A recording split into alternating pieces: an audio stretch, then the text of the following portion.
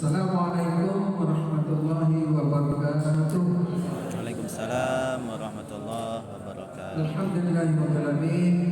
Wassalatu wassalamu ala asyrofil mursalin wa ala alihi wa ashabihi rasulillah ajma'in.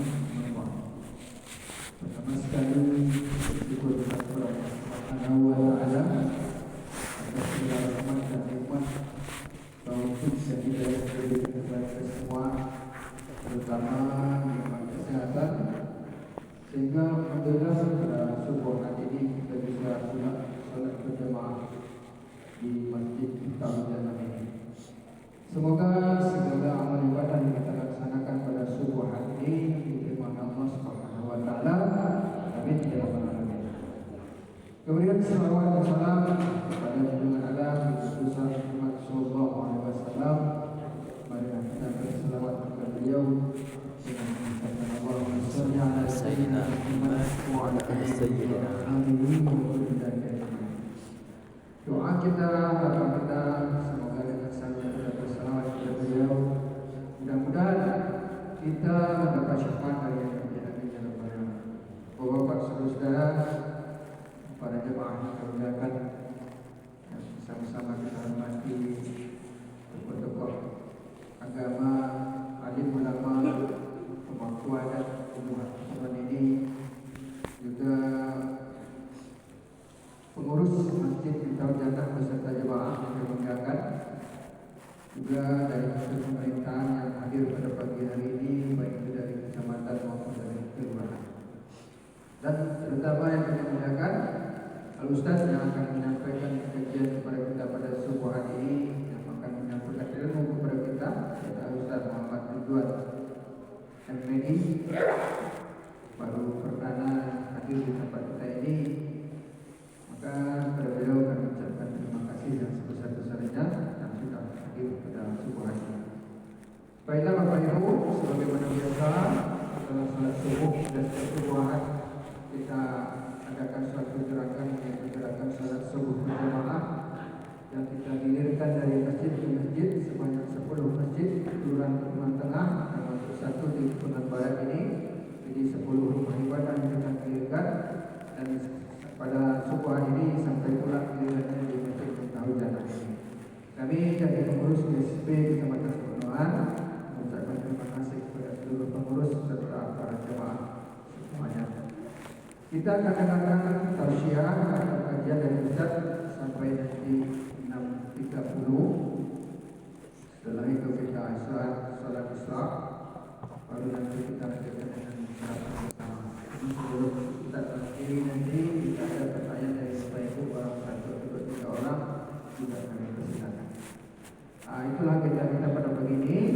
Untuk itu mari kita simak, kita ikuti apa yang akan disampaikan oleh Ustaz kita, semoga menambah ilmu pengetahuan kita, menambah hafalan dan pengetahuan kita bersama. Kepada Ustaz kami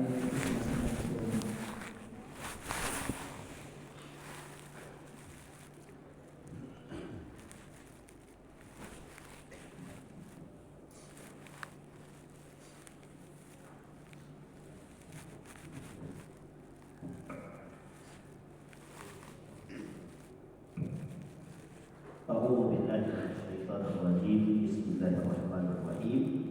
Assalamualaikum warahmatullahi wabarakatuh. Waalaikumsalam warahmatullahi wabarakatuh. Assalamualaikum warahmatullahi wabarakatuh. Waalaikumsalam warahmatullahi wabarakatuh. Alhamdulillahirabbil alamin wa bihi nasta'inu ala umuri dunya waddin, wassalatu wassalamu ala asyrafil anbiya'i wal mursalin wa ala alihi wa sahbihi ajma'in. Allahumma shalli wa sallim wa barik ala hadzal nabiyil karim. Allahumma shalli ala Muhammad wa ala ali Muhammad fil alamin innaka Hamidum Majid. Ya ayyuhan nas ittaqu rabbakum alladzi khalaqakum min nafsin wahidah wa khalaqa minha zawjaha وبث منهما رجالا كثيرا ونساء واتقوا الله الذي تساءلون به والارحام ان الله كان عليكم رقيبا. وقال الله تعالى يا ايها الذين امنوا اتقوا الله وقولوا قولا سديدا يصلح لكم اعمالكم ويغفر لكم ذنوبكم ومن يطع الله rasulah faqad faza fawzan 'azima. Disyukur kehadirat Allah atas limpahan rahmat dengan mengucapkan alhamdulillahirabbil alamin. Salawat kepada Nabi dengan mengucapkan Allahumma shalli ala Muhammad wa ala ali Muhammad innaka Hamidum Majid. Bapak Ibu sekalian yang berbahagia, mudah-mudahan di subuh hari ini Allah limpahkan rahmat keberkahan kepada kita semua. Insyaallah yang hadir husnul khatimah. Amin. Dan istiqamah dalam kebaikan dan ketaatan.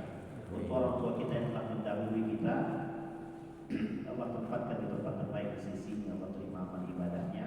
Allah kumpulkan bersama orang-orang yang saleh.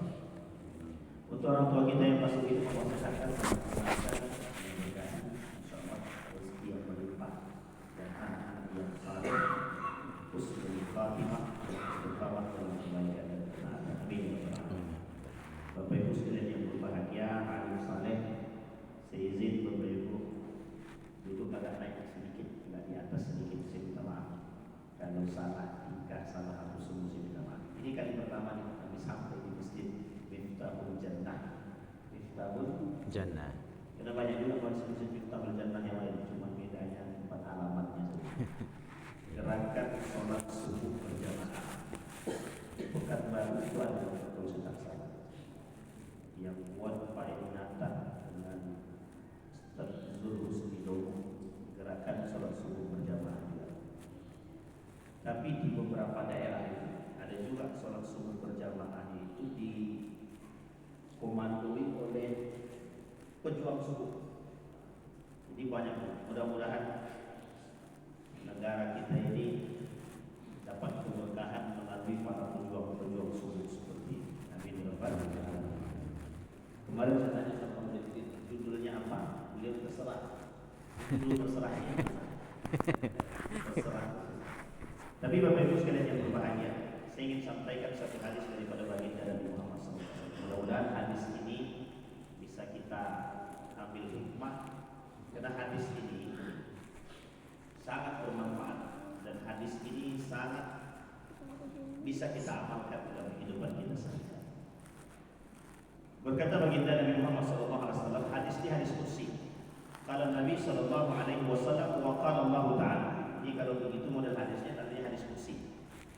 Kalau Nabi SAW wa qala Allah Ta'ala, ya ibn Adam, la takhafanna min dhiqi rizqin, fa inna khazaini mulanatun. Wahai anak Bani Adam, kata Allah, jangan pernah kalian takut dengan harta yang sedikit. Min dhiqi rizqin, rezeki yang sedikit. Fa inna khazaini mulanatun, sesungguhnya pembendaharaanku, kata Allah, sangat banyak. Fa inna khazaini la yanfudhu abadan, pembendaharaanku tidak akan pernah habis. Satu. Yang kedua kata Nabi, ya bani Adam la takhafanna min dhi sultan fa inna sultani baqiyah. Kata Nabi, kata Allah dalam hadis kursi ini yang dinukil oleh baginda Nabi Muhammad SAW, wahai anak Bani Adam, jangan pernah takut akan kedudukan, baik takut akan hilangnya kedudukan atau jabatan, baik akan tergusurnya dari kedudukan, baik takut daripada orang yang memiliki kedudukan dan kekuasaan. Ini perkataan daripada Allah. Fa inna sultani baqiyat, sesungguhnya sultani, jabatan kekuasaan itu semuanya milikku, kata Allah, dan aku yang kasih. Fa inna sultani la yanfudhu abada, sesungguhnya sultan, tempat kekuasaan itu tak akan pernah habis. Kalau aku berkehendak dapat, kalau tidak tidak. Di dalam hadis yang lain diperkuat oleh hadis yang lain ketika Ibnu Abbas berada di belakang baginda Nabi Muhammad SAW. Kuntu khalfan Nabi SAW. Ini kata Ibnu Abbas. Hadis itu sahih. Tapi kemudian Nabi bilang begini kepada Ibnu Abbas, ya gulam, hei anak muda, ihfazillah yahfazka, ihfazillah tajid tujah. Hei anak muda, kata Nabi, hei gulam, kepada Ibnu Abbas, jagalah olehmu Allah, niscaya Allah akan menjaga dirimu. Pertanyaannya adalah, mungkin tak kita manusia dijaga Allah? Mungkin tak Bapak Ibu kita dijaga Allah? Ibu-ibu, mungkin tak ibu-ibu jaga Allah? Mungkin kita jaga Allah. Allah yang punya segala, kita jaga Allah, mungkin kan? Tapi kalimat ini oleh para ulama itu sebenarnya bukan bahasa menjaga Allahnya. Tapi kata para ulama, ihfazillah, jagalah olehmu nilai-nilai agama. Yahfazka, Allah akan jaga diri. Tapi dalam Al-Quran itu disampaikan, barang siapa yang menjaga agamanya Allah, Allah jaga. Man nasaraddin yansuruh. Ada orang yang menjaga agama, pertanyaannya kata orang liberal itu, ngapain kita jaga Islam? Ngapain kita jaga? Islam itu sudah ada yang punya. Tapi pertanyaannya, mengapa Allah perintahkan kita untuk jaga agama? Kata Umar bin Khattab dalam hadis yang lain, kata Umar bin Khattab, atadri man yahdumuddin? Tahukah kalian siapa yang akan menghancurkan Islam itu? 3 kata Umar bin Khattab. Zannatul alim, wa jidalul munafiq bil Quran, wa a'immatul mudillin. 3. Pertanyaannya adalah, mengapa Umar bin Khattab mengatakan siapa yang akan menghancurkan Islam? Yang akan menghancurkan Islam 3. Ketiga-tiganya orang muslim semua. Zallatul alim, tergelincirnya orang alim. Nanti kita bahas sedikit-sedikit. Yang kedua, jidalul munafik bil Quran. Orang munafik yang berdebat dengan Al-Quran. Muslim juga. Yang ketiga, a'immatul mudillin, pemimpin yang sesat dan menyesatkan. Pemimpin yang mengajak kepada neraka jahanam. Ada. Nabi sebut dalam riwayat yang lain, du'atun ila abwabi jahannam gitu. 3. Muslim semua. Sampai Nabi berani bilang begini dalam hadis yang kita baginda Nabi Muhammad sallallahu alaihi wasallam,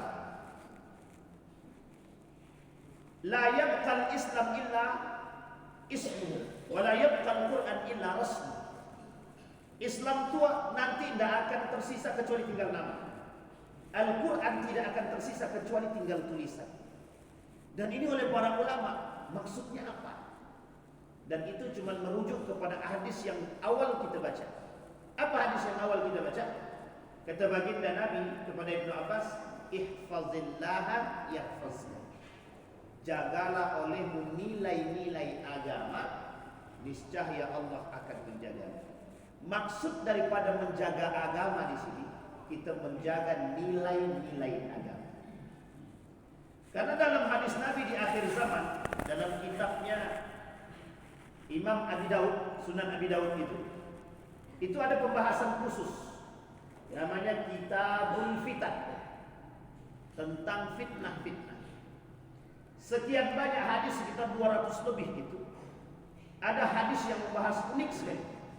Kelak kata Nabi, la taqumus saat, akan terjadi hari kiamat sampai kalian akan melihat jauhnya orang-orang daripada nilai-nilai agama itu sendiri.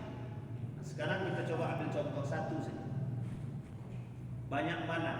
Banyak pelaku maksiat atau banyak yang beribadah?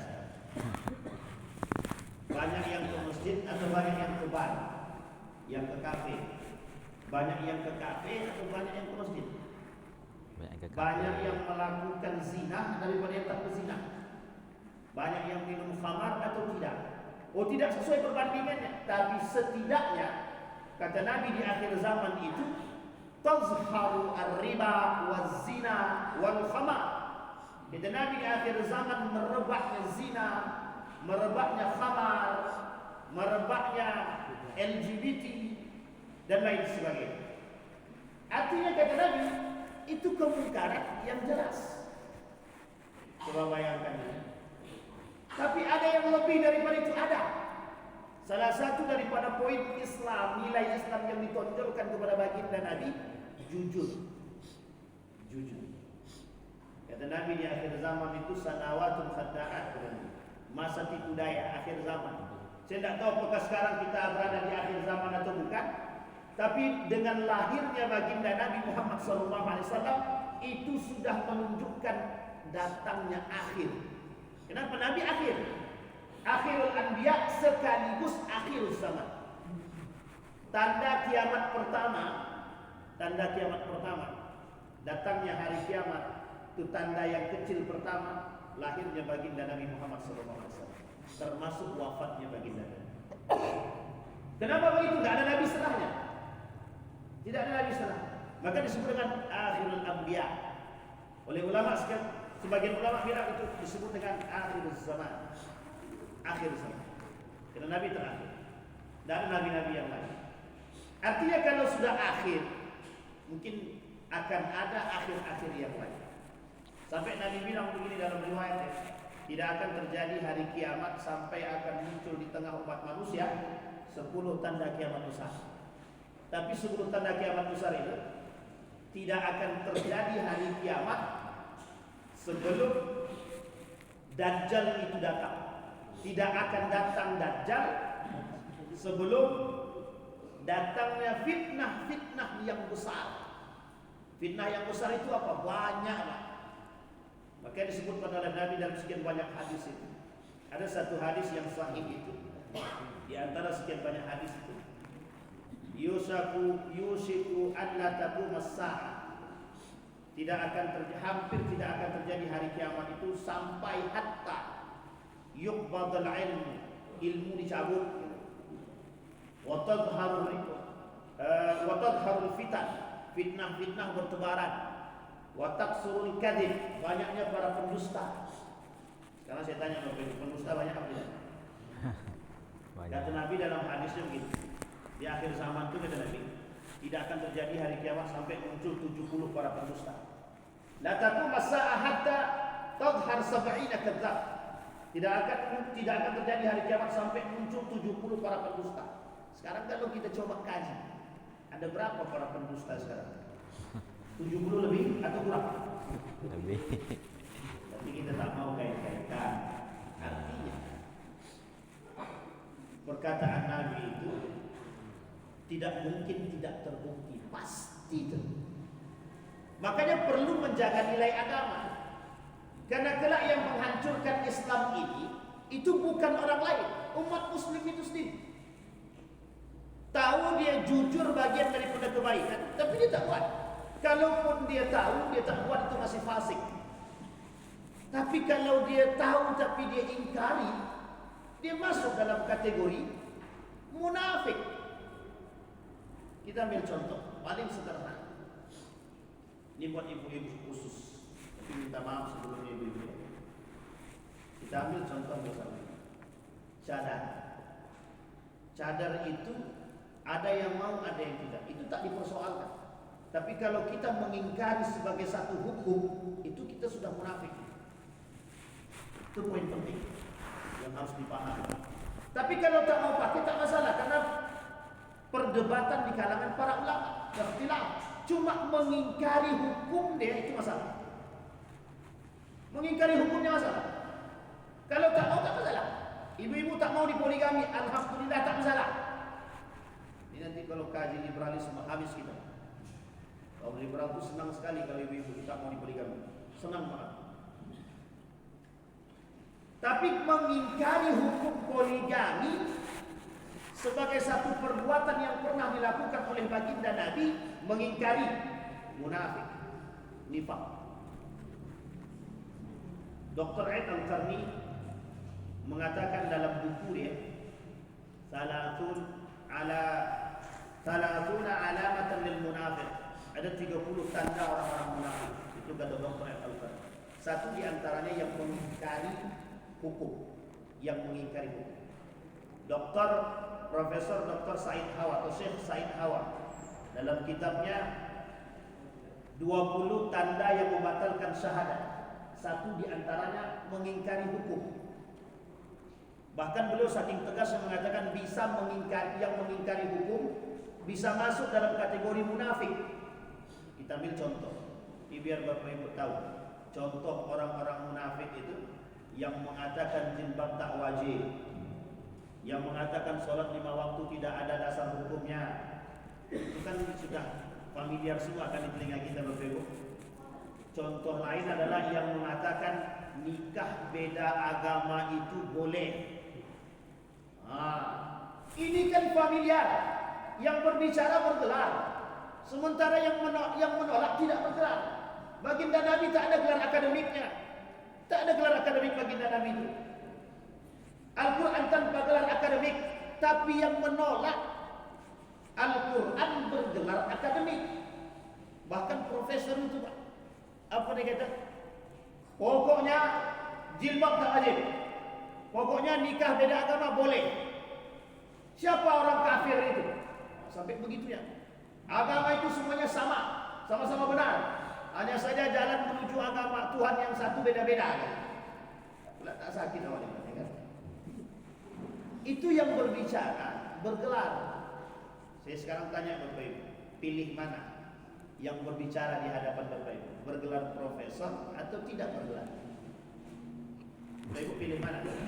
Bergelar profesor atau tidak bergelar profesor? Tapi nengok bicaranya, itu yang beriman itu Pak.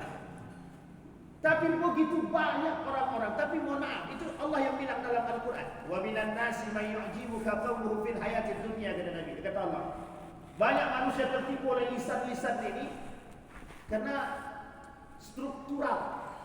Kita harus menyesuaikan dengan gelar akademik. Sampai ada pernyataan resmi, kalau yang tak bergelar jangan berbicara. Musbah itu tidak ada gelar akademiknya Pak. Lulusan Mesir pun tidak. Tapi pemahaman beliau tentang agama itu membuat Profesor Dr. Quraisy Shihab aja tunduk. Tunduk dalam arti kata menghargai dan menghormati.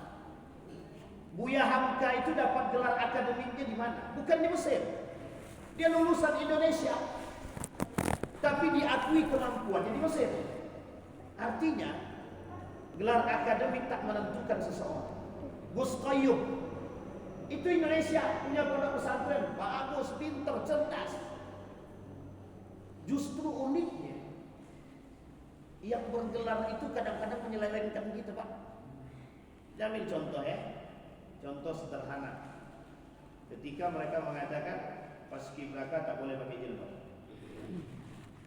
Ini fitnah Pak, ini yang saya sebut dengan fitnah. Itu yang disebut oleh Nabi tazharul fitan. Munculnya fitnah di tengah umat. Ini yang disebut dengan menjaga nilai agama. Coba kalau tidak ada yang menjaga nilai agama. Kalau tidak ada yang menjaga, tak semua lepas. Ada satu pernyataan dari kaum liberal itu yang populer di telinga saya. Sekarang saya tanya Bapak Ibu, lebih baik mana? Lebih mending mana? Anak-anak Bapak Ibu semua sholat di masjid atau yang penting dia sholat? Sholat di masjid atau yang penting dia sholat? Salat di masjid. Yang penting dia sholat apa yang penting dia sholat di masjid? Salat di masjid. Besok masjid ini kosong. Kata mama kan yang penting kami ini sholat. Jadi kalau kami ke kafe yang penting kami sholat kan tak masalah. Kata orang tuanya iya dah, tak masalah, penting kau sholat. Jadi sehingga kalimat itu tertanam sekarang dalam benak anak-anak kita Pak.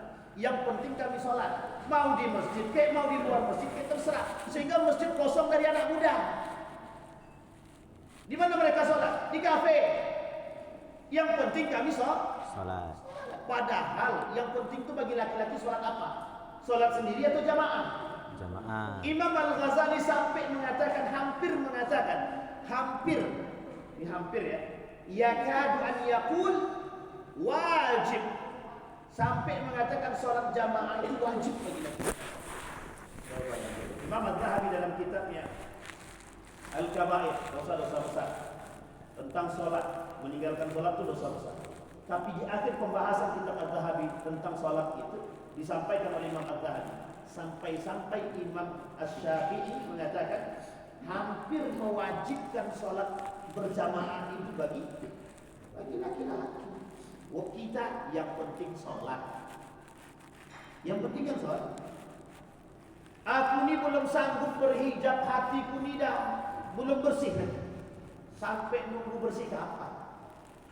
Pernyataan ini sering kami dengar. Iya. Pokoknya aku belum mau berhijab lagi, belum mau berjilbab, hatiku belum bersih. Menunggu hati bersih kapan? Tidak akan bersih-bersih. Lebih baik mana? Lebih baik dia sholat tapi tidak berhijab daripada berhijab tapi tak sholat. Dua-duanya salah. Kan bingung semua kan Pak. Tapi kan semua itu yang saya sampaikan itu yang Bapak Ibu dengar. Lebih baik si fulan bin fulan sholatnya di rumah tapi lisannya terjaga. Itu ke masjid terus tapi lisannya mencaci dan memaki. Lebih baik mana? Sholat di rumah tapi terjaga lisan, atau sholat di masjid tapi lisan mencaci maki? Tidak ada pilihan ketiga. Pilihan mana Pak? Tak milih-milih. Tak milih-milih. Ya Bapak Ibu. Bapak Ibu tahu siapa orang yang melakukan bahasa seperti ini? Orang yang tak suka dengan Islam. Yang baik itu yang mana? Dia sholat di masjid, lisan dia terjaga. Si Anu itu tidak pernah, memang jarang sholat Ustaz. Kami akui dia jarang sholat, tapi rajin untuk dia sholat. Si Anu itu datang terus di masjid dan minta ampun lokiknya. Coba yang dipermasalahkan bukan perbandingannya, tapi bahasanya yang dipersoalkan. Mengapa yang dipersoalkan bahasa? Karena bahasa ini mempengaruhi pola pikir kita. Sehingga dalam benak kita ini, tidak apa-apa dia tidak sholat, yang penting dia berakhlak, lisan dia terjaga. Pertanyaannya, masuk surga atau neraka yang tak sholat tadi? Ini satu pernyataan yang cukup keras Pak dari guru saya. Sebaik-baiknya kafir mati masuk neraka. Seburuk-buruknya muslim kalau tak mati dalam keadaan kafir mati masuk surga. Yakin atau tak yakin? Itu akidah Pak. Sebaik-baiknya kafir, rajin dia membantu masjidnya, orang kafir dia mati masuk surga atau neraka? Kalau tak masuk Islam tak masuk neraka dia.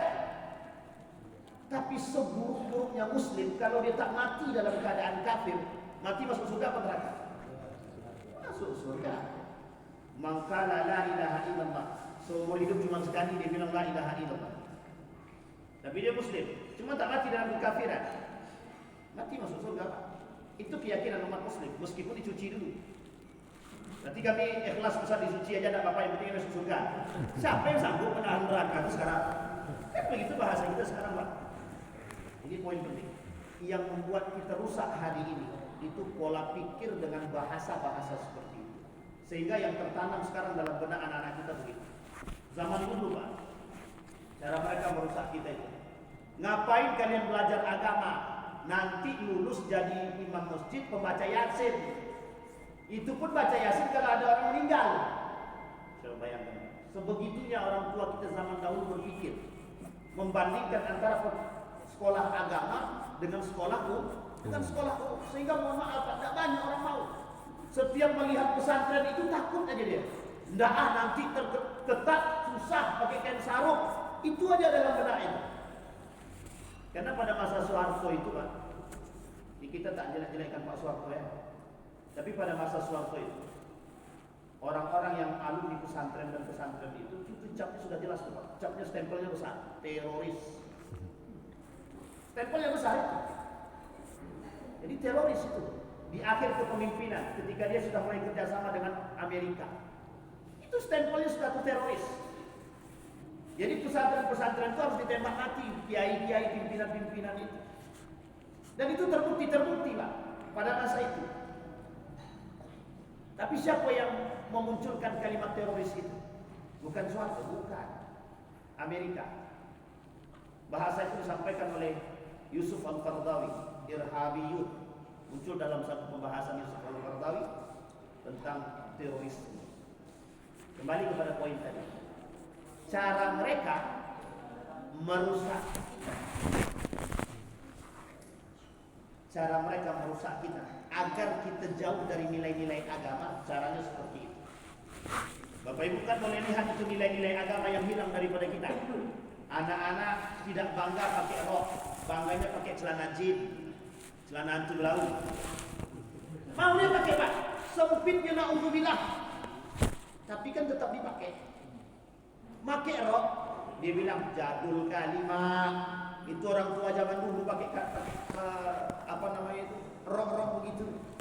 Sehingga tidak mau Pak pakai rok, tidak mau dia pakai rok sekarang. Dia maunya pakai celana lepis, celana jeans. Uniknya, ini gaya hidupnya.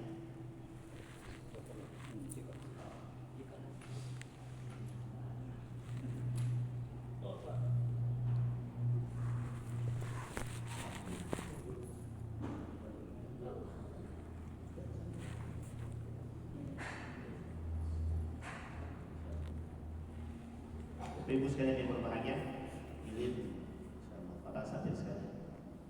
Kembali kepada poin tadi. Jadi mengapa kita harus menjaga nilai agama? Itu poinnya di situ. Karena yang merusak nilai agama ini bukan orang lain, Islam. Kita runutkan dari sejarah runtuh Turki. Kita ambil dari runtuhnya dinasti Umayyah. Runtuh dinasti Umayyah itu penyebabnya apa? Umat Muslim itu sendiri sudah mulai cinta dunia, sudah mulai cinta terhadap harta, sudah mulai cinta terhadap wanita, cinta kekuasaan. Dinasti Umayyah runtuh, Pak. Dihabisi secara membabi buta oleh dinasti Abbasiyah. Dinasti Abbasiyah sama di akhir kepemimpinan dinasti Abbasiyah dihabisi karena sudah mulai cinta kekuasaan, sudah cinta dunia, sudah cinta harta, sudah cinta wanita. Dihabisi oleh kerajaan Mongol dan Andalusia. Bahkan dihabisi oleh dinasti Safawiyah. Ada namanya dinasti kerajaan Syiah yang pertama di Iran, di Kufah ketika itu, kemudian sampai ke Iran, sampai ke Mesir, yang nanti cikal bakal daripada munculnya sejarah kerajaan Syiah Fatimiyah di Mesir. Cara menghancurkan begitu, Pak. Tapi semua runtuhnya Daulah Utsmaniyah, Turki Utsmani, Andalusia, parahnya lagi Andalusia itu hancur. Penyebab internalnya cintanya terhadap musik yang berlebihan. Coba bayangkan. Itu oleh para ulama sepakat ya. Ittafaqal ulama dalam sejarah, ulama sejarah itu sepakat. Salah satu penyebab runtuhnya Andalusia itu di Spanyol itu, penyebabnya adalah terlalu tinggi kecintaannya terhadap musik. Artinya kan dunia semua, nilai-nilai agama semua, hilang nilai agama semua. Oke, kita perlu menjaga nilai agama. Karena hari ini musuh kita bukan hanya dari luar, musuh kita dari dalam. Siapa mereka? Diri kita sendiri. Kadang kita tak cinta dengan syariat Islam, kita tak suka dengan syariat Islam, kita membenci syariat Islam. Bahkan kita kadang-kadang memandang sebelah mata syariat-syariat Islam. Mohon maaf Bapak Ibu sekalian yang berbahagia, kadang-kadang hukum adat jauh lebih tinggi daripada hukum agama. Kita kadang-kadang salah meletakkan nilai agama kita letakkan nomor paling terakhir, sementara nilai-nilai yang lain kita letakkan di atas. Masih ingatkah kita dalam kurikulum pendidikan negara Republik Indonesia, pendidikan karakter, pertanyaannya agama diletakkan di mana? Pendidikan karakter diletak paling tinggi, pendidikan agama diletak paling bawah. Pertanyaannya makin berkarakter atau makin hancur? Itu pertanyaan besar bagi kita, Pak. Sehingga muncul satu pemikiran dalam benaknya para pemikir ketika itu, menghilangkan pelajaran-pelajaran agama. Coba Bapak Ibu bayangkan kalau pelajaran agama dihilangkan. Apa kata Buya Hamka? Jika agama dijauhkan dari seseorang, maka kehancuran itu akan tinggal tunggu saatnya. Buktinya, kalau orang mengerti agama, mukmin sejati mengerti agama, mungkin tidak dia korupsi? Tidak mungkin. Mungkin tidak dia mengkapling laut? Fir'aun saja itu tidak pernah mengkapling laut. Tapi ada manusia yang mengkapling laut. Besok bukan laut yang dikapling, Pak, langit. Bapak Ibu mau tahu, Dubai itu punya satu cita-cita, dan itu dalam proses, on progress. Apa cita-cita Dubai hari ini? Membangun gedung yang tinggi tanpa tiang. Tahu Bapak Ibu? Membangun gedung apartemen di atas tanpa tiang. Jadi artinya apa? Gedung mengambang. Cina itu punya motor yang kita kendarai seperti ini. Itu kelak dapat Cina sudah buat, tidak perlu lagi ban, roda, karena dia sudah melayang, sudah jalan seperti pesawat tapi tidak tinggi, tapi di bawah, hanya untuk biar tidak kena macet. Jadi besok macetnya di atas saja, tidak di bawah lagi. Tapi itu perkembangan teknologi, betul perkembangan teknologi, tapi jauh kita daripada nilai-nilai agama. Jauh, Pak. Hari ini kita dicekoki begitu terus. Maka kata Nabi, ihfazillah yahfazka. Gulam, terbukti hari ini perkataan baginda Nabi kepada Ibnu Abbas. Jaga nilai agama, niscaya engkau akan dijaga. Di akhir zaman, itu orang yang betul-betul beriman sedikit. Sisanya munafik dan kafir. Orang kafir dan munafik. Itu yang pertama. Yang kedua, kembali kepada poin hadis yang pertama kita. Ya ibna Adam, la takhafanna min dhis sultan fa inna sultani baqiyah. Kenapa Allah bilang begini dalam hadis kursi tersebut? Karena yang dikhawatirkan hari ini oleh manusia itu, yang dikhawatirkan oleh Nabi, yang dikhawatirkan oleh para salafus saleh itu terbukti, Pak. Saya tidak mengkerdilkan sejarah, tapi saya ingin sampaikan sejarah nepotisme pertama dalam Islam pernah kita lihat itu pada masa dinasti Muawiyah. Muawiyah ibn Abi Sufyan sempat mengingkari perjanjiannya dengan Al-Hasan.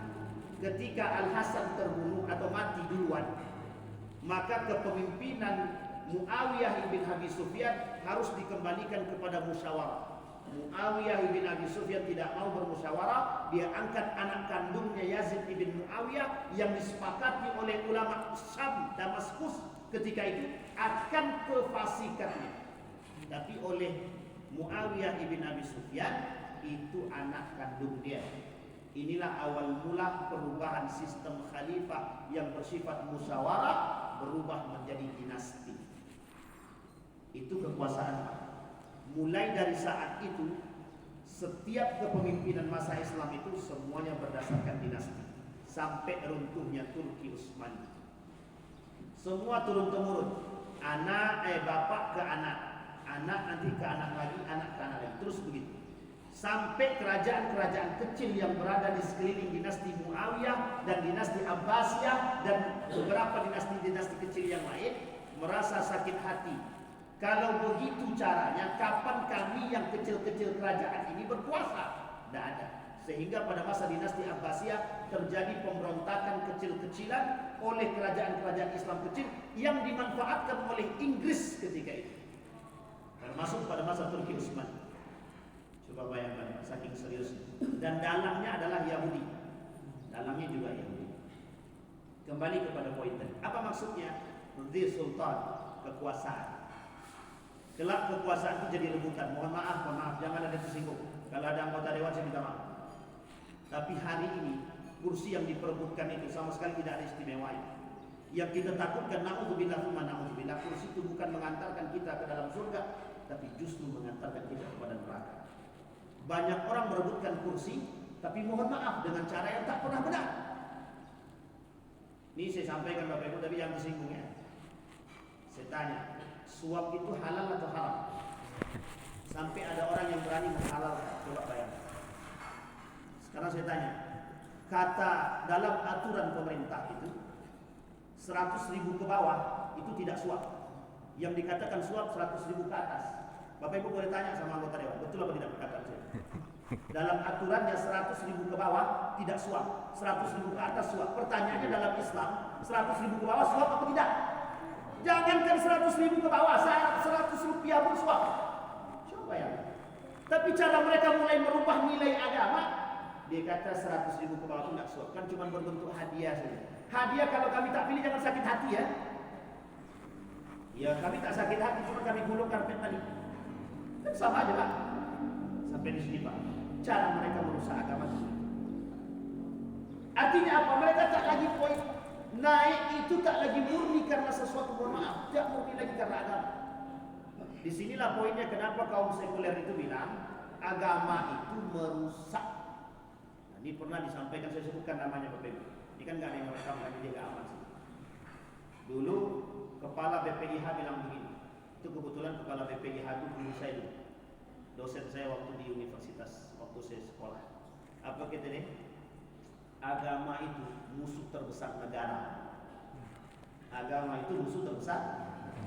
Itu karena kekuasaan, karena ini mendapatkan kekuasaan. Coba bayangkan. Berapa banyak orang-orang yang frontal sebelum dapat kekuasaan, ketika dapat kekuasaan diam semua. Ini yang bilang siapa? Bukan saya, Pak. Allah yang bilang. Bahkan uniknya kata baginda Nabi, kelak tanda akhir zaman itu. Nah, belum masih lama kan? Kelak akhir zaman itu kata Nabi. Ini yang ngomong ketika Nabi berbicara dengan iblis. Apa kata Nabi? Ketika Nabi berkomunikasi dengan iblis, kata Nabi begini, "Man rufaqa'uka min ummati." Kata Nabi kepada iblis, "Hei iblis, siapa saja yang kawan kamu dari golonganku?" kata Nabi. Dijawab sama iblis, Hum ma'asalah, mereka ada 10 orang. Satu di antara 10 itu siapa? Sultanun Jair, pemimpin yang zalim. Ada 6 perkara yang menyebabkan orang bisa masuk surga tanpa hisab. Sittatu a'malin yadkhulun nara qabla al-hisab. 6 perkara yang bisa memasukkan orang ke dalam neraka tanpa hisab. Meskipun hadis ini dhaif, tapi perlu kita cermati baik-baik. Satu di antara 6 perkara tersebut itu sultanun jair, pemimpin yang zalim. Jadi pemimpin yang zalim itu dalam hadis yang dhaif tadi bisa masuk neraka tanpa hisab, bisa masuk surga tanpa hisab. Tinggal pilih aja. Tapi kami pilihnya tengah-tengah, Ustaz. Masuk neraka kadang, masuk surga kadang. Tidak bisa. Pilihannya cuma 2. Kalau tidak masuk surga, ya masuk neraka. Selesai. Karena dalam diri kita pilihan cuma 2. Kalau tidak baik pasti buruk. Tidak ada yang ketiga, tidak ada pilihan. Sampai di sini bisa dipahami. Apa kata Allah? La takhafanna min dhi sultan. Jangan takut persoalan kekuasaan itu. Sampai-sampai ini kejadian nyata. Sampai-sampai dia datang kepada saya. Ustaz, tolong ruqyah saya. Kenapa? Karena ada orang tak suka dengan saya, Ustaz. Apa itu yang tak suka dengan Anda? Aku dapat jabatan kepala dinas, aku kemudian disantet orang. Coba bayangkan, Pak. Hanya karena kekuasaan main santet-santetan, Pak. Cuma pengen jabatan kepala dinas. Uniknya kepala sekolah membayar untuk dapat 4. Itu kejadian nyata, bukan tidak nyata. Yang membayar cerita. Ustaz tahu tak? Saya dapat kepala sekolah, Ustaz. Itu saya bayar 30 juta. Astagfirullahaladzim. Dia ngomong depan kita, Pak. Dia jadi bahan lah. Saya bilang, saya nasihat, Bapak tahu tak apa yang Bapak buat itu? Sama sekali yang Bapak makan itu haram di sini. Dari apa yang Bapak dapat? Tapi semua begitu ya, Ustaz. Kalau kami tak begitu, kami tak dapat. Nggak jadi kepala sekolah. Lebih baik Anda tidak jadi kepala sekolah daripada jadi kepala sekolah tapi yang Anda makan haram. Coba bayangkan. Manusia itu disampaikan Nabi dalam hadis begitu. Kata Nabi, la ya'tiyanna 'alan nasi zamanun la yubali bima akhadha minal halal la minal haram. Kelak sampai pada manusia itu, mereka tidak akan berpikir lagi cara mendapatkan pendapatan itu. Halal ke haram ke, tak mikir. Yang dia cari itu tidak tahu dia halal atau haram, dia tak tahu. Yang penting kami dapat duit. Ini satu hadis yang menggelitik di telinga kita sekarang. Apa kata Nabi Muhammad? Kata baginda Nabi Muhammad sallallahu alaihi wasallam, himmatuhum butunuhum wa qiblatuhum nisa'uhum wa syarafuhum mata'uhum wa dinuhum dananiruhum. Kata Nabi dalam hadis dia, tujuan hidup manusia kelak di akhir zaman ini terdapat dalam kitabnya Syekh Hasim Al-Ash'ari dalam kitab Risalah Ahlus Sunnah wal Jamaah, 30 tanda hari kiamat. Kata beliau, kata Nabi dalam hadis itu, tujuan hidup manusia kelak di akhir zaman perut dia. Kiblatnya mereka perempuan. Kemuliaan mereka pada harta, jabatan dan kekuasaan. Agama mereka duit. Agamanya duit. Paham maksudnya berbeda. Kelak di akhir zaman yang menjadi agama itu duit. Nah, sekarang kita lihat. Kata Buya Hafka itu, di akhir zaman itu ada namanya syirik modern. Tahu Bapak Ibu syirik modern? Kalau dulu syiriknya itu disembah patung, pergi sesajen dan lain sebagainya. Kalau sekarang tak perlu lagi, Pak. Karena yang disembah itu bukan matahari, bukan pohon, bukan hewan, tapi yang disembah itu manusia. Yang disembah itu kekuasaan, yang disembah itu duit, yang disembah. Orang kaya kalau tak punya di ATM-nya tak ada duit, stres dia, Pak. Kecuali mereka yang beriman. Anak muda hari ini, mungkin saya kira bukan anak muda. Coba kita lihat orang-orang yang gila dengan gadget. Kalau tak ada internet, gimana rasanya? Sampai di Eropa itu sekarang sangat khawatir akan terjadinya kiamat internet. Coba bayangkan. Dan Nabi tak kata, dan ini bisa kita prediksi dalam hadis baginda Nabi Muhammad SAW. Bayangkan ketika teknologi sampai pada puncak tertinggi dan sudah menjadi sebuah kebutuhan yang akut, ketika Allah matikan listrik itu, kalang kabut semua. Tidak usahlah pada nanti pada puncaknya, sekarang aja listrik mati aja stres orang semua. Anak juga anak tidurnya usah panas di usaha gimana nih? Itu Pak yang terjadi pada puncak. Begitu keadaan kita sekarang. Yang dipertuhankan itu kata Buya Hamka, bukan lagi pohon matahari, bukan, itu jadul. Tapi yang dipertuhankan hari ini materi. Dan itu dikatakan oleh Nabi dalam hadisnya. Agama mereka kelak itu apa? Duit.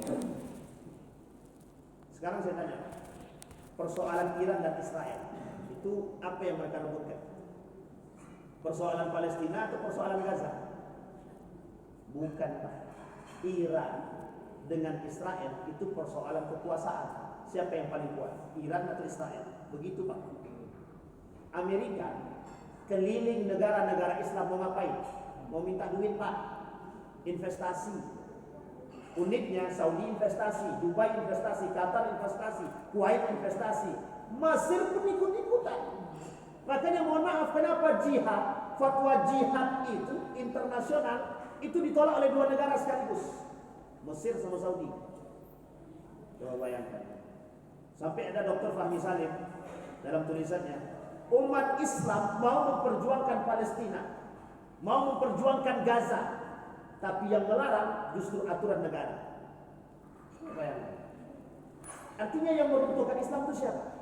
Kembali kepada hadis Umar bin Khattab yang nomor 2 kita bacakan tadi. Apa kata Umar bin Khattab? Man yahdumuddin, atadri man yahdumuddin. Tahukah kalian siapa yang menghancurkan umat, siapa yang menghancurkan agama ini? Zallatul alim. Siapa itu zallatul alim? Tergelincirnya orang-orang alim. Kita lewatkan ini. Yang kedua, jidalul munafik bil Quran. Orang-orang munafik yang paham Al-Quran. Yang ketiga yang paling berbahaya, a'immatul mudillin, pemimpin-pemimpin yang menyesatkan, pemimpin-pemimpin yang mengambil kebijakan yang tak sesuai dengan jalan. Artinya apa? Yang ditakutkan, yang dikhawatirkan di akhir zaman itu yang terjadi. Sampai di sini bisa dipahami. Ini poin kita di akhir zaman. Berarti sekarang ini sudah kacau balau, bukan kacau balau, tergantung cara pandang. Maka cara pandang kita yang terbaik, kata Profesor Dr. Hamid Fahmi Zarkasi, itu cara pandangnya orang beriman. Maka cara pandang orang beriman itu melihat keadaan yang begitu akut itu. Yang pertama yang mereka lakukan, memperkuat akidah. Karena di akhir zaman kalau akidah tak kuat, goyang kita. Yang halal bisa dihalalkan, yang haram bisa dihalalkan. Kata Nabi, ahalla harama wa harrama halal. Di akhir zaman itu, yang halal bisa diharamkan, yang haram bisa dihalalkan. Contoh yang sederhana contohnya seperti suap tadi. 100.000 ke bawah tidak suap, 100.000 ke atas baru suap. Pertanyaannya di dalam Islam bagaimana? Itu poin penting bagi kita, Pak. Yang kedua kata Nabi dalam riwayat yang lain, dalam hadis yang lain itu, kelak di akhir zaman kata Nabi sanawatul khadda'at. Itu memang masa-masa tipu daya akhir zaman. Kata. Orang jujur dibilang pendusta, orang dusta dibilang jujur. Orang pengkhianat dibilang amanah, orang amanah dibilang. Artinya sekarang isinya apa? Abu-abu, samar-samar, tak nampak. Yang bisa melihat kebenaran itu cuma satu, orang beriman. Sehingga Nabi bilang, orang beriman itu kalau di akhir zaman berjalan seperti di atas, seperti berada di atas ujung tanduk, salah jalan jatuh, Pak. Seperti berjalan di atas paku, pelan-pelan biar tak tusuk. Seperti sedang memegang bara api. Hidup di akhir zaman itu seperti memegang bara api.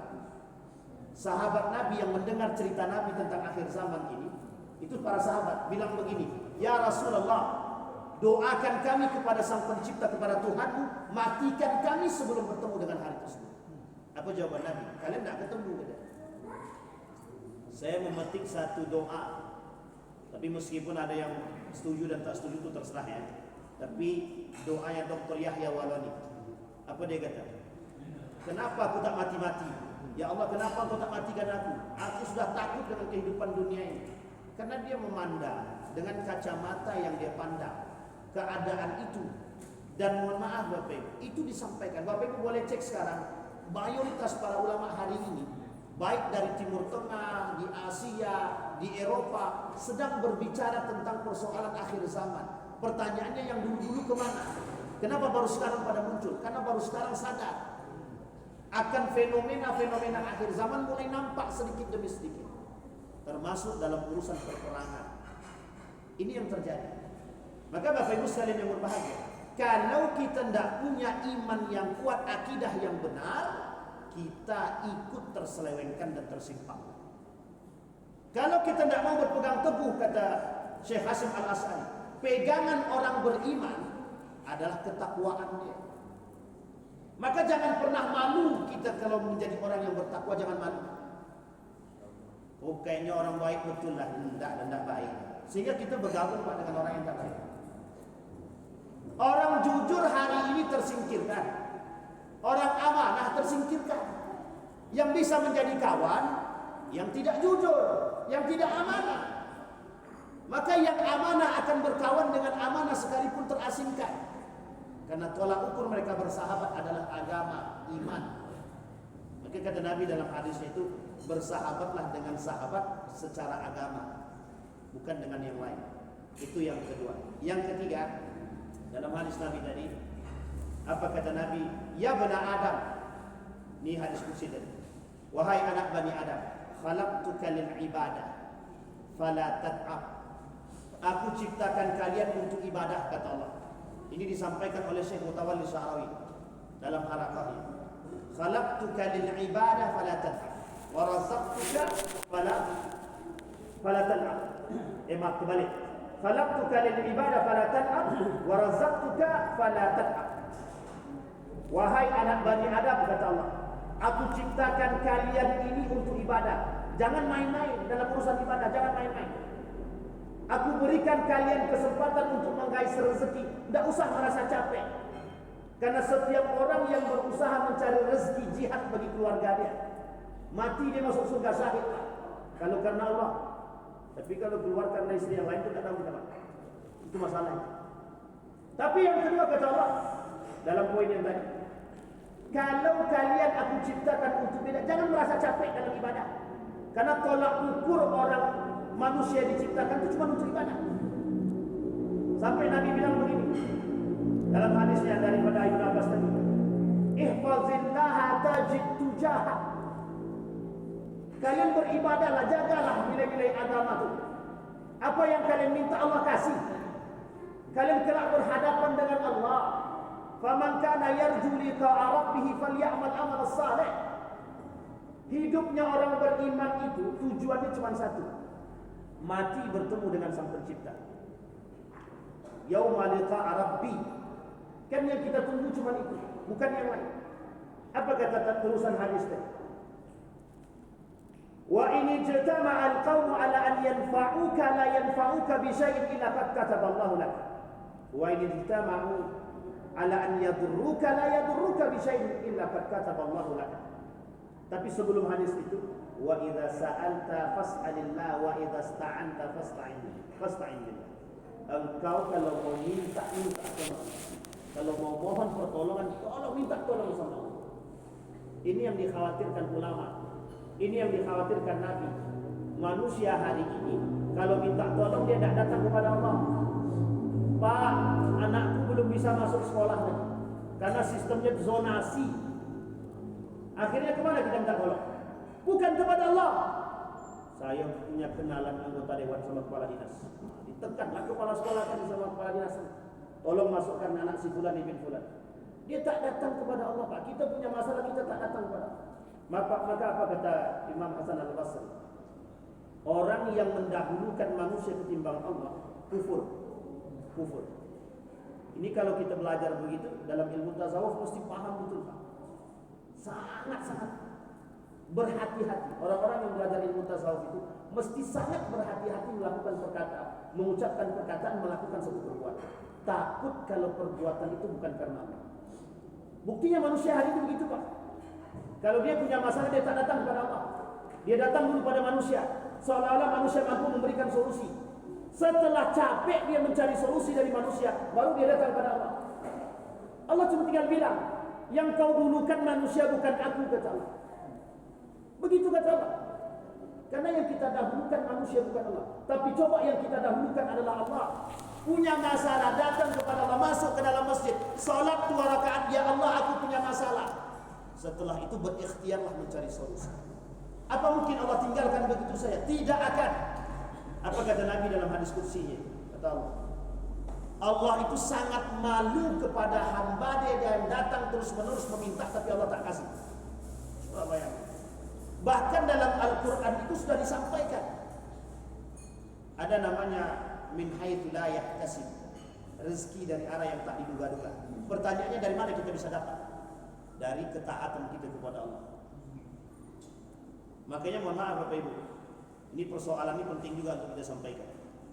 Kalau Bapak Ibu punya kebaikan apapun, ini bagi orang yang tingkat keimanannya masih standar-standar kayak kami inilah, yang biasa-biasa saja. Kalau kita punya amal soleh, setelah selesai melakukan amal soleh, langsung adahkan tangan ke atas. Ya Allah, kalau kau pandang amal soleh kami ini sebagai bentuk ibadah dan engkau terima ibadah itu, kabulkan doa kami.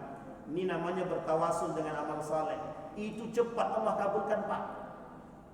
Tapi kalau bagi orang yang beriman tingkatnya tinggi, itu tak perlu begitu pun sudah dah jelas Pak. Tapi bagi kita yang lemah iman, kita beramal soleh langsung datang kepada Allah. Ya Allah, kalau kau pandang amal soleh ini, baca Quran ini sebagai amal soleh, dan kau terima sebagai amal soleh di sisi, kabulkan doa kami. Allah kabulkan. Allah kabulkan. Coba bayangkan. Dan itu tidak sekali dua kali kita praktekkan. Cuman kadang-kadang kita tak sadar, kadang-kadang kita lupa. Wa idza sta'anta fasta'in billah wa idza sa'alta fas'alillah. Kemudian jika mereka berkumpul untuk membahayakan dirimu, maka mereka tak akan mampu membahayakan dirimu kecuali yang sudah tertulis. Jika mereka ingin mengambil manfaat darimu, mereka tak akan mampu mengambil manfaat darimu kecuali yang sudah tertulis. Dan ini yang disampaikan oleh Nabi dalam hadisnya ketika Nabi memperingatkan Ibnu Abbas. Pertanyaannya, mengapa Nabi memperingatkan Ibnu Abbas? Satu ketika ada sahabat Nabi bernama Hudzaifah ibn Yaman. Namanya Hudzaifah ibn Yaman. Hudzaifah ibn Yaman ini gubernur pada masa Umar bin Khattab yang terkenal akan kemiskinan, miskin sangat. Tapi sangat-sangat baik dan sangat-sangat bagus. Hudzaifah ini pemegang 40 nama manusia munafik pada masa Nabi. Jadi pada masa Nabi, Nabi pernah menceritakan kepada Hudzaifah 40 nama orang munafik. Sampai Umar bin Khattab datang begini kepada Hudzaifah, "Ya Hudzaifah, di antara 40 itu ada tak nama saya?" Kata Umar bin Khattab, saking takutnya Umar bin Khattab. Apa kata Hudzaifah? Hudzaifah tak menjawab dan cuma tersenyum saja. Sampai hayatnya, sampai dia meninggal, janjinya dia pegang kepada Rasulullah bahwa dia tidak akan mengatakan nama-nama tersebut. Yang ingin kita petik dari Hudzaifah, Hudzaifah pernah bertanya begini kepada baginda Nabi. Nabi heran kepada Hudzaifah ibn Yaman. Selalu yang ditanyakan kepada Nabi tentang dosa. Berbeda dengan para sahabat yang lain. Sahabat-sahabat yang lain datang kepada Nabi, bagaimana cara meningkatkan keimanan, ketakwaan, salat tahajudnya, duhanya. Tapi Hudzaifah tidak. Hudzaifah bertanya kepada Nabi tentang dosa. Sampai-sampai Nabi tanya, "Kenapa kau bertanya tentang dosa?" Dijawab sama Hudzaifah, "Kalau aku tahu dosa, aku bisa meninggalkannya. Tapi kalau kami tak tahu dosa, bagaimana cara kami meninggalkannya?" Sampai di sini bisa dipahami, Bapak Ibu. Artinya, Bapak Ibu sekalian yang berbahagia, begitulah seharusnya orang-orang beriman. Mengapa hari ini lebih banyak al-amru bil ma'ruf daripada an-nahyu 'anil munkar? Sehingga Nabi sebut dalam hadis yang lain. Kata Nabi dalam hadis yang lain itu, tidak akan terjadi hari kiamat sampai al-amru bil ma'ruf itu lebih banyak daripada an-nahyu 'anil munkar. Dan itu terbukti, Pak. Terbukti. An-nahyu 'anil munkar lebih sedikit orang yang mengerjakannya ketimbang al-amru bil ma'ruf. Kalau al-amru bil ma'ruf banyak yang bisa buat. Salat tahajud dia rajin, salat duha dia rajin. Coba perhatikan satu cerita oleh Imam Al-Ghazali dalam kitabnya Mukasyafatul Qulub. Apa kata Imam Al-Ghazali dalam cerita tersebut? Ada seorang pemuda ibadah dia rajin, salat dia rajin, tahajud dia rajin. Tapi ketika dia ketemu dengan malaikat di dapurnya, di sumurnya, apa kata malaikat? "Aku diharamkan oleh Allah untuk menuliskan namamu dalam catatan amal baik." Tersungkur pemuda tadi, menangis. Apa masalah? Masalahnya sederhana. Dia tak punya hubungan yang baik dengan tetangga. Dia tak bisa mencegah perbuatan-perbuatan yang mungkar, sementara dia tahu dan dia mampu. Apa kata Nabi dalam hadisnya? "La yaqifanna ahadukum mauqifan yaqtulu rajulun zulman." Kata Nabi, janganlah kalian berdiam diri terhadap satu kezaliman dan kemungkaran sementara Anda mampu mencegahnya kecuali akan Allah hancurkan. Jadi Bapak Ibu, ada satu kampung dikasih kemurkaan oleh Allah. Uniknya di kampung itu ada para ustaz, para dai, para ulama. Tapi kenapa Allah benamkan sekaligus? Kenapa Allah hancurkan? Kenapa Allah kirimkan ancaman dan azab? Karena ada kemaksiatan di situ yang oleh mereka para dai tidak mencegah. Jadi sekalipun ada dai di situ, sekalipun ada ustaz di situ, kalau tidak mencegah perbuatan keji dan mungkar yang terjadi, mohon maaf, dia ikut juga dihancurkan sekali. Kita ambil contoh ya, Pak RT, Pak RW. Nah, ini tolong hati-hati betul, tengok betul warga-warga aja. Kadang-kadang ini persoalan janda juga bermasalah ini Pak. Ini saya cerita apa adanya Pak, karena memang terjadi di kampung saya, di tempat kami tinggal. Itu janda, suami dah meninggal, tapi laki-laki bolak-balik keluar masuk. Bolak-balik keluar masuk. Saya telepon Pak RT. Kalau Pak RT tak bisa singkirkan, kami bakar rumah dimati. Besoknya datang Pak RT. Ternyata betul. Nauzubillah. Berzina mereka. Itu yang dapat azab siapa? Kalau mereka berzina dan kita tidak mencegah, yang dapat azabnya siapa? Satu kampung Allah laknat. Coba bayangkan. Artinya apa? Perhatian Pak, perhatian umat muslim. Tapi memang sejalan kata Nabi, kelak di akhir zaman itu perhatian umat muslim terhadap agama itu memang sedikit. Itulah kemudian hadis yang saya tutup dengan hadis yang tadi. La yabqal Islam illa ismu wa la yabqal Quran illa rasmu. Kelak Islam itu akan tinggal nama di telinga orang Islam.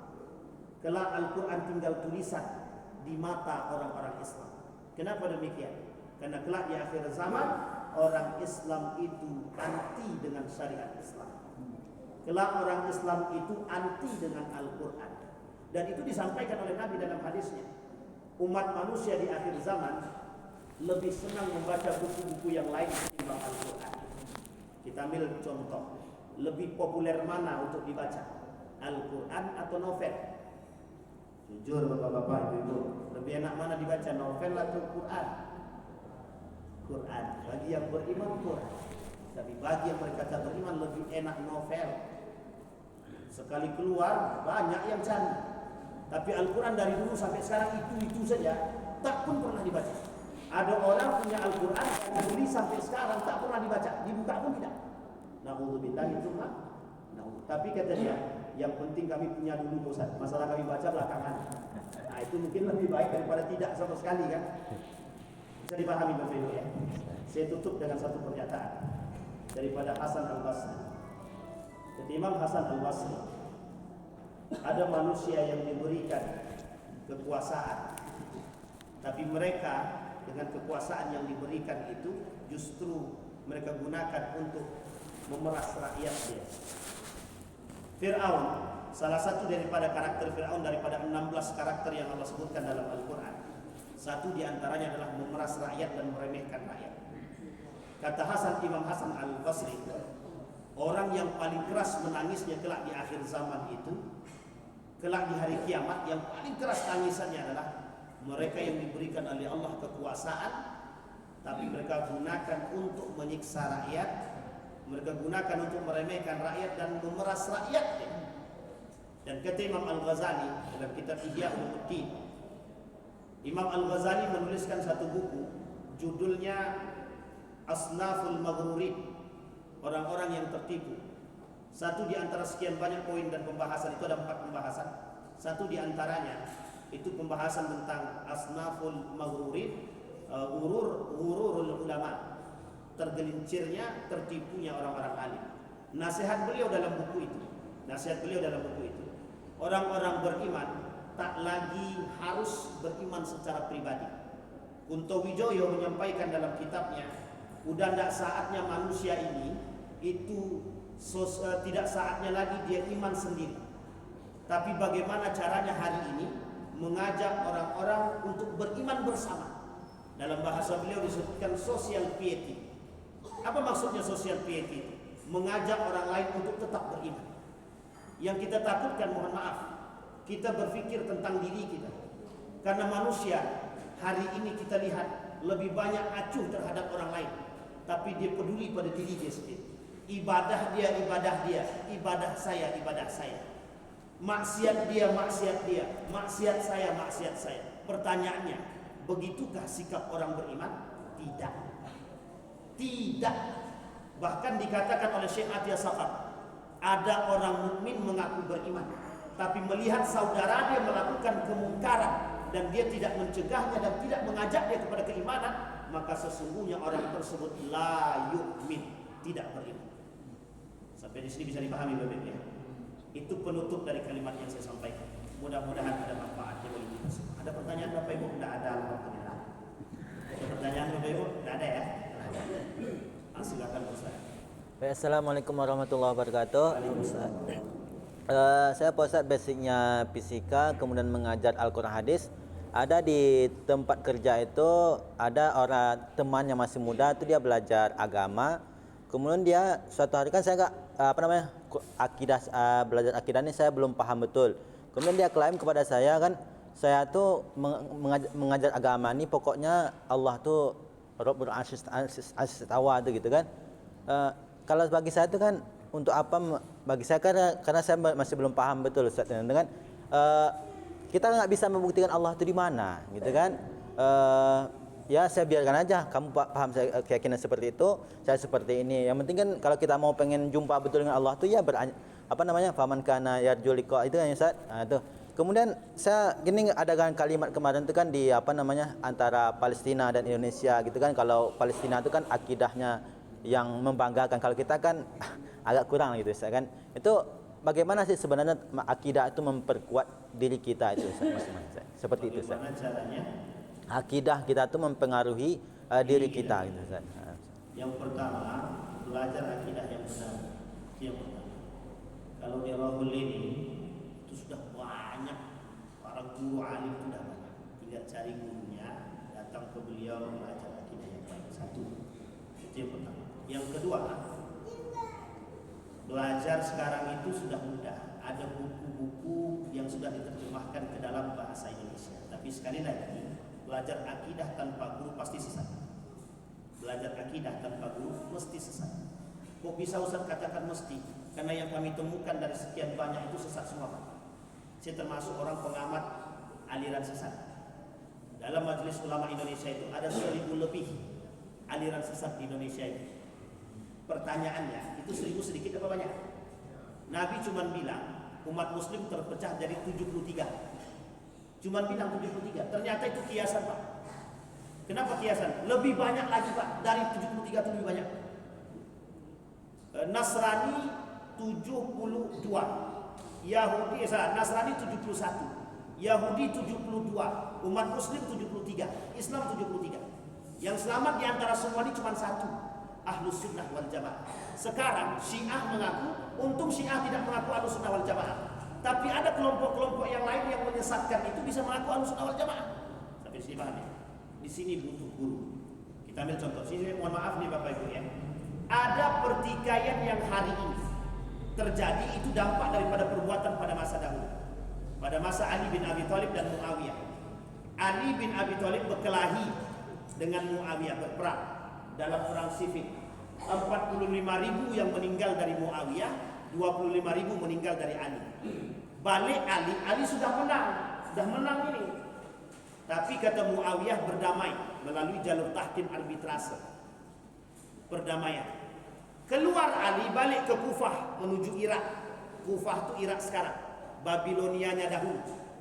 Di tengah jalan keluar dari golongan Ali bin Abi Thalib sekitar 200 lebih. Ada yang mengatakan 200.000, ada yang mengatakan 200. Masuk mereka ke perbatasan Harura. Kelompok ini disebut dengan Khawarij. Sementara yang tinggal bersama Ali deklarasi pada masa dinasti Abbasiyah, kami pengikut Ali dengan sebutan Syi'i. Nahnu Syi'i, kami Syiah. Kedua-dua ini sesat. Tapi akidahnya yang pertama kembali kepada Khawarij terlebih dahulu. Apa slogan mereka? Orang yang mengambil hukum selain daripada hukum Al-Quran kafir. maka dia kafirkanlah semua selain daripada orang-orang yang bersama dengan mereka. Muawiyah kafir, Aisyah kafir, Amr bin As kafir, semua pokok Ibnu Abbas kafir, Ibnu Umar kafir, Ibnu Zubair kafir, termasuk Ali bin Abi Thalib dia kafirkan. Khawarij. Allah perangi, Ali perangi pada masa perang Nahrawan. Dalam perang Nahrawan itu sebelum Ali berperang yang kedua kalinya bersama Muawiyah, tapi di tengah jalan Ali dibunuh. Pembunuh Ali bin Abi Thalib hafal Quran. Pembunuh Utsman bin Affan 6 orang hafal Quran dari Mesir. Pembunuh Umar bin Khattab mengerti agama. Pembunuh Utsman bin Affan mengerti agama. Pembunuh Ali bin Abi Thalib hafal Quran. Pembunuh Al-Hasan yang meracuni Al-Hasan mengerti agama. Pembunuh Al-Husain hafal Quran. Pertanyaannya, mereka kok hafal Quran tapi bisa membunuh sahabat Nabi, cucu Nabi? Apa yang salah? Yang salah akidah dia. Kenapa kok salah akidah dia? Apa cara dia memahami Al-Quran tersebut? Bagaimana cara dia memahami Al-Quran? Kata guru saya, yang banyak kelak di akhir zaman hafal Quran tapi tak paham isi Al-Quran. Yang paling berbahaya kata guru saya, yang hafal Quran tapi tak paham isi Al-Quran. Itu seperti anak panah yang keluar dari busurnya, yang tak mengenal tepat sasaran. Orang seperti ini keluar daripada agama. Mereka yaqra'ul Quran hatta fi qulub. Mereka cuma baca Quran cuma sampai di tenggorokan, tak sampai kan? Cuma baca Quran saja, hafal dia. Buktinya nyata. Apa bukti nyata tersebut? Dengan Al-Quran mereka bisa mengkafirkan orang-orang yang sama satu dengan mereka. Imannya sama, nabinya sama, Tuhannya sama, tapi mereka kafirkan, mereka sesatkan. Itu jelas. Sampai di sini bisa dipahami. Pertanyaannya apa yang dosa? Akidah. Pertanyaannya di mana mereka belajar akidah? Bisa dipahami Bapak Ibu. Kalau belajar akidah tidak ada guru, mesti sesat. Kita ambil contoh. Ada pertikaian di antara para ulama tentang persoalan arsy. Perdebatannya panjang. Sampai-sampai akhir daripada perdebatan tersebut, yang tidak sejalan dengan kami kafir. Kalau yang sebelahnya melakukan hal yang serupa, maka kedua-duanya sama. Syiah keluar dari jalur akidah yang benar. Apa akidah keluar daripada jalur akidah yang benar? Mereka menganggap Imam 12 lebih maksum daripada baginda Nabi. Betul apa salah? Sekarang saya tanya, betul apa salah? Sampai di sini bisa dipahami. Artinya, cari guru untuk belajar akidah. Kok bisa akidah itu memperkuat sangat akidah yang benar? Kita ambil contoh dari hadis yang tadi. Pertanyaan saya kepada Bapak Ibu semua, kalau kita yakin Allah itu mampu menolong kita, pertanyaannya, perlu tak kita datang kepada manusia?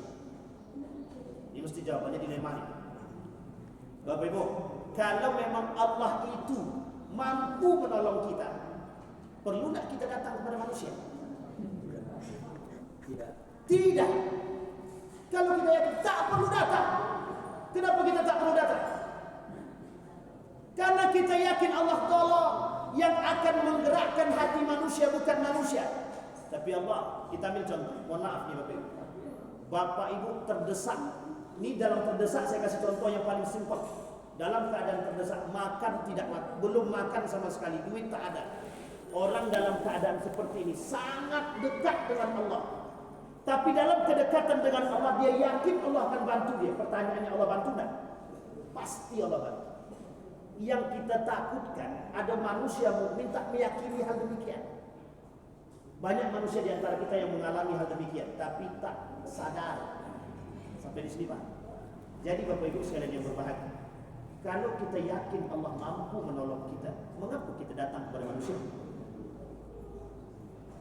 Sekarang mohon maaf nih Bapak Ibu, saya tidak menggurui, tapi saya tanya Bapak Ibu. Bapak Ibu tadi keluar rumah karena Allah atau bukan? Karena Allah kan?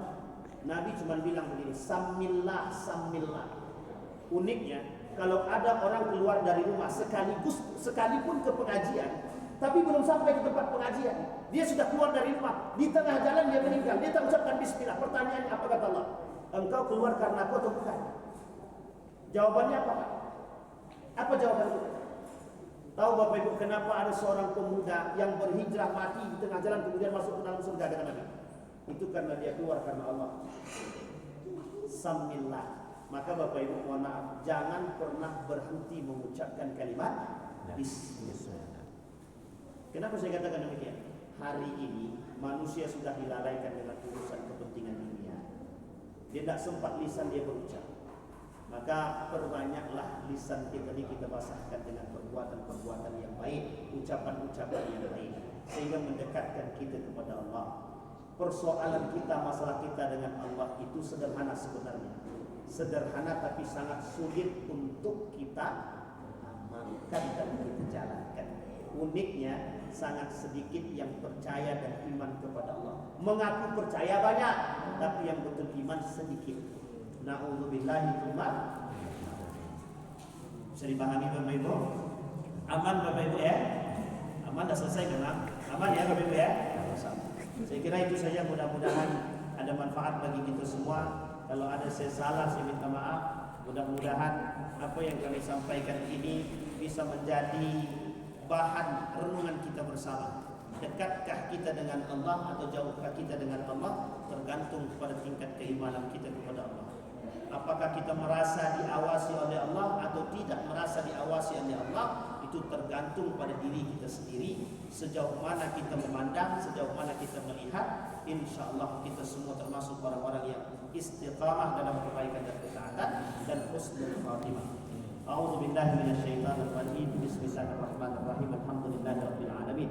Hamdasy syakirin, hamdan na'imin. Hamdan yuwafi ni'amahu wa yukafi mazidah. Ya Rabbana lakal hamdu kama yanbaghi li jalali wajhikal karim wa 'azimi sultanik.